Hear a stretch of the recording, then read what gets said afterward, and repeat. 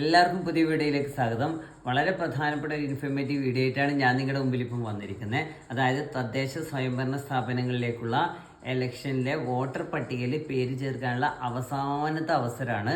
ഈ മാസം 14 വരെ, ഒക്ടോബർ 14 വരെ നീട്ടിയിട്ടുണ്ട്. ഇനി ആരെങ്കിലും, അതായത് 2025 ജനുവരി 1 18 വയസ്സ് പൂർത്തിയായ ആരെങ്കിലും വോട്ടർ പട്ടികയിൽ പേര് ചേർക്കാൻ ബാക്കിയുണ്ടെങ്കിൽ പ്രത്യേകം ശ്രദ്ധിക്കുക.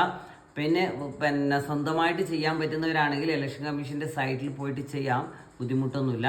ഒരു ഫോട്ടോ, ആധാർ കാർഡ്, ഏതെങ്കിലും ID കാർഡ്, പിന്നെ അതുകൂടാതെ തന്നെ വോട്ടർ പട്ടികയിൽ ഉൾപ്പെട്ട ഒരാളുടെ ക്രമ നമ്പർ, അത് റിലേറ്റീവിൻ്റെതാവാം, നിങ്ങളുടെ അയൽപക്കത്തുള്ളവരുടേതാവാം. ഇനി ആർക്കെങ്കിലും ചെയ്യാൻ ബുദ്ധിമുട്ടുണ്ടെങ്കിൽ തൊട്ടടുത്ത അക്ഷയ സെൻറ്ററിൽ ഇതിനുള്ള സംവിധാനം ഏർപ്പെടുത്തിയിട്ടുണ്ട്.